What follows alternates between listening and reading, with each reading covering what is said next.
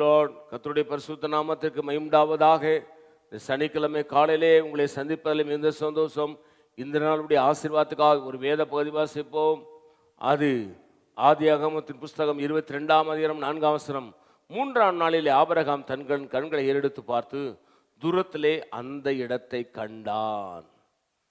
100 வயதிலே ஆபிரகாமுக்கு ஒரு பிள்ளை தருகிறார். ஈசாக் என்கிற ஒரு ஆண் பிள்ளை அவர் தருகிறார்.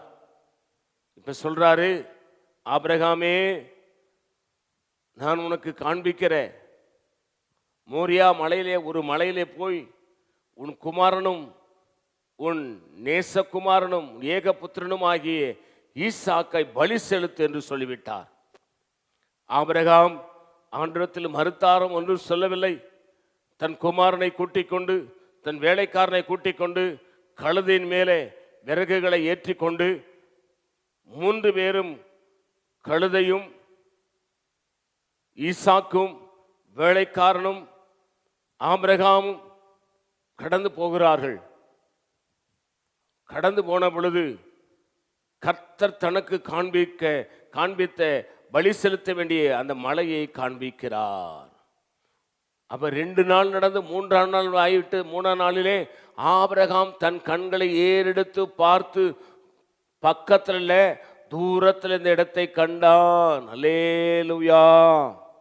விசுவாச கண்களினாலே கர்த்தர் நமக்கு வச்சிருக்கிற ஆசீர்வாதங்களை பார்க்க வேண்டும். நமக்கு வச்சிருக்கிற நன்மைகளை பார்க்க வேண்டும். துன்பம் வரும், வேதனை வரும், பாடுகள் வரும், இழப்புகள் வரும், கஷ்டங்கள் வரும். அதையே நாம் யோசித்து கொண்டிருக்க கூடாது.